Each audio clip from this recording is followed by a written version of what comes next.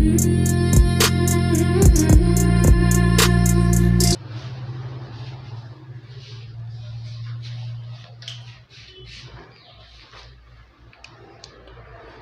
Friends, आज हम लोग क्लास 10th का केमिस्ट्री यानी कि लेसन 1 पढ़ेंगे।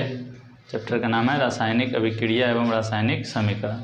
अब रासायनिक अभिक्रिया का मतलब क्या होता है? रासायनिक अभिक्रिया मतलब कि जैसे हम लोग अपने दैनिक जीवन में भी उसका इस्तेमाल देखते हैं, जैसे चावल से भात का बनना, दूध से दही का बनना, लोहे में जंग लगना। जंग कब लगता है? तो आर्द्र वायु में, जब नॉर्मल टेम्परेचर में अगर किसी अच्छे लोहे को अगर खुला छोड़ दे तो उस पर जो पानी पड़ती है, पानी पड़ने के बाद जो सूर्य का प्रकाश उसको वाष्प के रूप में ऊपर वह जब उड़ती है तो इस दौरान क्या होती है? जंग लगती है। तो इसे एक रासायनिक प्रक्रिया है। चलिए देखते हैं। अब इसमें होता क्या है कि पहले हम लोग पढ़ेंगे कि आखिर ये रासायनिक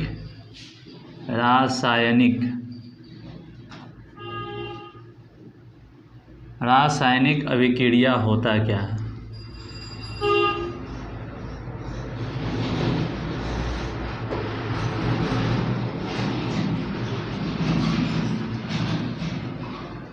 रासायनिक अभिक्रिया, इसका अगर डिफिनीशन कहा जाए तो एक या अकेले या किसी अन्य दो पदार्थों का मिलकर एक नए यानी कि नए भिन्न गुण वाले अगर कोई पदार्थ का निर्माण हो रहा है तो वो रासायनिक अभिक्रिया। जैसे एग्जाम्पल के तौर पे अगर देखा जाए तो H2 + Cl2 क्या बनता है? 2HCl। ये हाइड्रोजन है और ये क्लोरीन है, तो क्या बना? हाइड्रोजन क्लोराइड बना। तो देखो ये हाइड्रोजन है, हाइड्रोजन एक क्या है? तत्व है। क्लोरीन भी क्या है? एक तत्व है। तत्व मतलब शुद्ध पदार्थ, उसमें कोई अन्य चीज़ का मिलावट नहीं होना चाहिए। ये तत्व नहीं है, ये क्या है? कंपाउंड है, यौगिक है, क्योंकि इसमें एक से अधिक तत्व मिल चुके हैं। लेकिन ये तत्व है। भले हाइड्रोजन 2 गो है, कोई दिक्कत नहीं है। अगर एक ही प्रकार के परमाणु मिलकर कोई एक पदार्थ अगर बनाते हैं तो वो तत्व कहलाएंगे। जैसे हाइड्रोजन आप जैसे मान लेते हैं O2, ये क्या है? ऑक्सीजन, तो ये भी एक तत्व है। तो ये हो गया हमारा रासायनिक अभिक्रिया। अब जैसे मान लेते हैं CaCO3, इससे क्या बनेगा? CaO + CO2।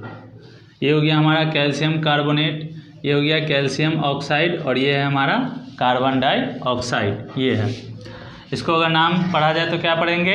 कैल्शियम कार्बोनेट, ये है कैल्शियम ऑक्साइड, और ये हमारा कार्बन डाइऑक्साइड। तो कार्बन डाइऑक्साइड क्या है? गैस है जो हवा में यानी कि हमारे वायुमंडल में ये जाके मिल जाते हैं। तो ये था हमारा रासायनिक अभिक्रिया। अब इसमें कुछ टर्म्स है, उसको समझना।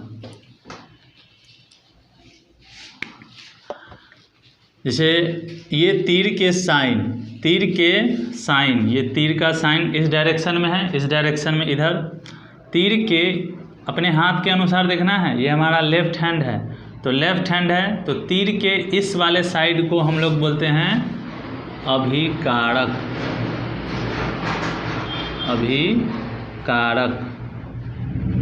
इंग्लिश में पढ़े तो रिएक्टेंट। और तीर के इस वाले साइड, ये हमारा राइट हैंड है। इस तरह अगर देखा जाए तो ये लेफ्ट हो गया, ये राइट हो गया, तो ये हमारा राइट हैंड है। तो राइट वाले साइड को बोलेंगे प्रतिफल यानी कि प्रोडक्ट। ये होगा। हमेशा तीर के डायरेक्शन पे देखना है। तीर का डायरेक्शन हमेशा इधर होगा, और तीर के इस डायरेक्शन यानी कि पीछे वाले को अभिकारक और इधर वाले को प्रतिफल। कुछ और एग्जांपल ले लेते, जैसे अभी हम लोग पढ़े CaCO3, को तोड़ा गया, जब इसको रिएक्शन कराया गया तो ये बना हमारा CaO प्लस CO2। तब ऐसा नहीं है कि ये हो गया हमारा अभिकारक और ये हो गया हमारा प्रतिफल, ऐसा नहीं। तीर का साइन देखना है, तीर का साइन इधर है तो ये हमारा होगा क्या, प्रतिफल, और ये हमारा होगा क्या, अभिकारक।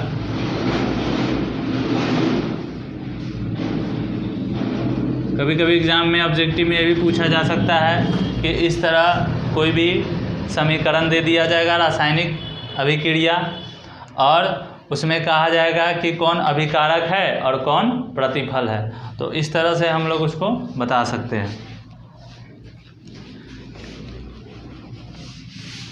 अब हम लोग आते हैं रासायनिक अभिक्रिया में संतुलित रासायनिक समीकरण और दूसरा होता है असंतुलित रासायनिक समीकरण। पहला संतुलित रासायनिक समीकरण।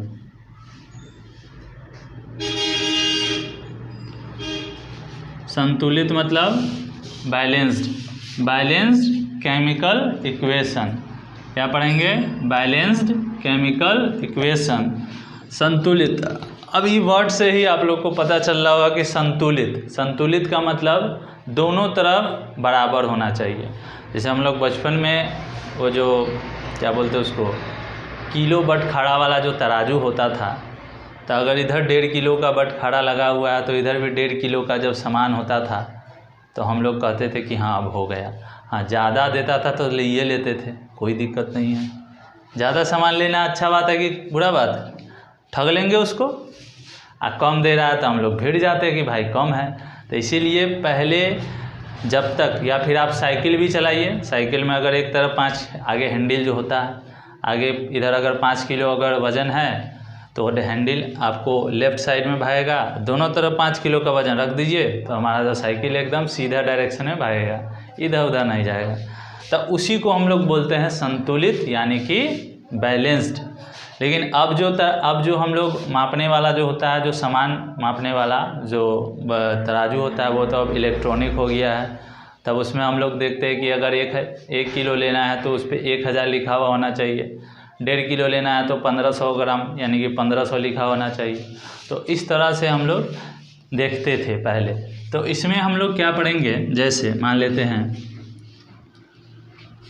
कि अगर एग्जांपल लिया जाए, जैसे अभी हम लोग लिए थे H2 प्लस Cl2 और इस तरह तीर का साइन था और बना था 2HCl।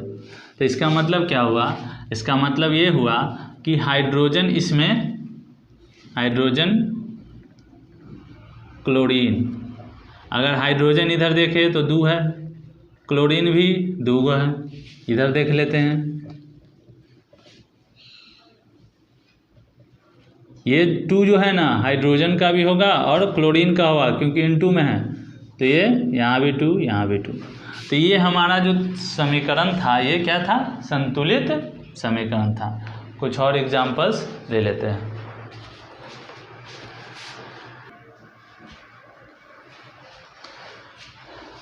तो चलिए, कुछ मैंने असंतुलित समीकरण लिए हैं, अब इसको संतुलित करना है। तो यहाँ पे देखते हैं Mg का मतलब मैग्नीशियम। मैग्नीशियम यहाँ क्या गो है, एगो, ठीक है। इधर भी मैग्नीशियम 1 है, ऐसे देखना है।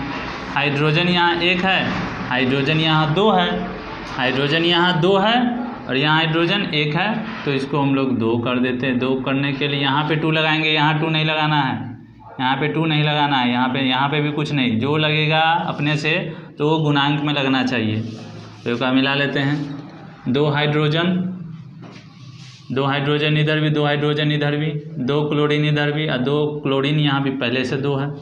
मैग्नीशियम 1 है, मैग्नीशियम, यानी कि ये जो हमारा हो गया बैलेंस्ड, यानी कि संतुलित हो गया।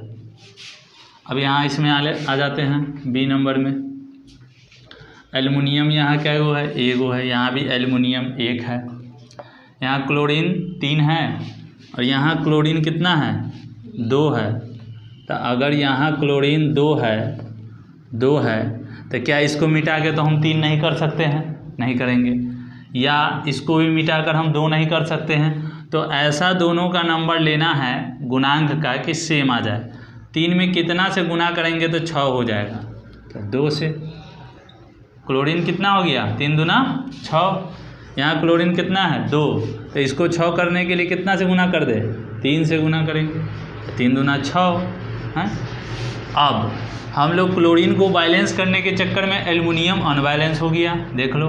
अब एल्युमिनियम क्या हो गया? 2 गो, लेकिन यहाँ एल्युमिनियम अब क्या गो है? 1 गो, तो इसको भी 2 गो करने के लिए क्या करना होगा? यहाँ 2 लगा देंगे, ठीक।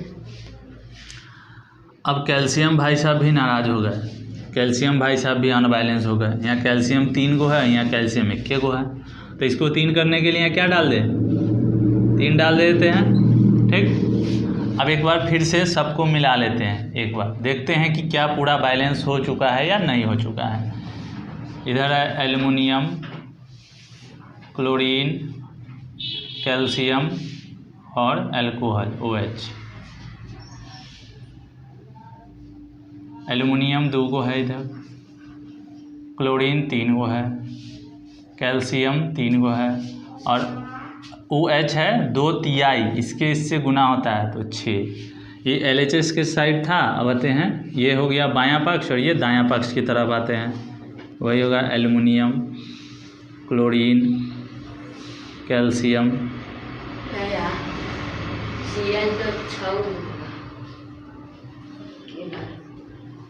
हाँ क्लोरीन, हाँ सॉरी क्लोरीन 3 दूना 6 होगा, हाँ ठीक है,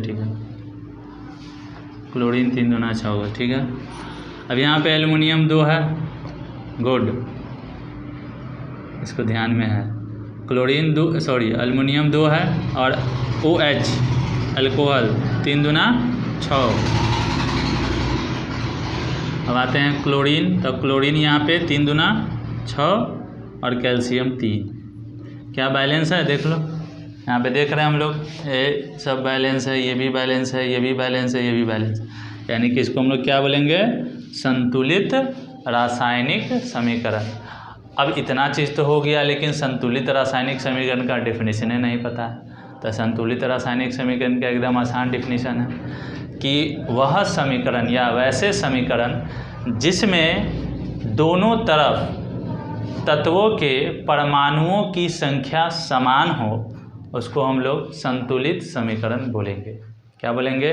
कि वह रासायनिक समीकरण जिसमें दोनों तरफ यानी कि बायां पक्ष और दायां पक्ष दोनों तरफ के तत्वों की परमाणुओं की संख्या समान हो, तो वैसे समीकरण को हम लोग रासायनिक समीकरण बोलेंगे। और असंतुलित मतलब आप लोग को पता है, असंतुलित मतलब जो अनबैलेंस्ड हो। अनबैलेंस का बहुत सारा एग्जांपल है।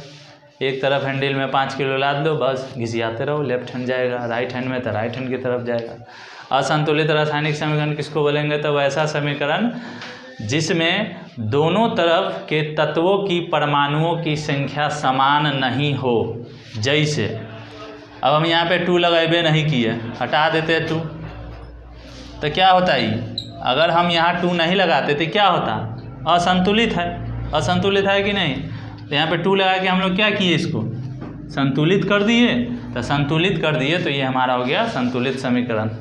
इससे एग्ज़ाम में 2 गो ऑब्जेक्टिव पूछा जाता है। ऑब्जेक्टिव या फिर ये बेसिक तौर पे भी है कि आप लोग समझ सकते हैं, अच्छे से है। तो अगर क्लास 10 के जितने भी अभ्यर्थी हैं या परीक्षार्थी है या विद्यार्थी जो भी हैं, स्टूडेंट्स हैं, बहुत सारा हम बोल दिए, परीक्षार्थी, स्टूडेंट, अभ्यर्थी सब बोल दिए। तो जो भी है इन वीडियो को देखें और हमारे चैनल को सब्सक्राइब करें और हमारे वीडियो को हो सके तो ज़्यादा से ज़्यादा शेयर भी करें। धन्यवाद।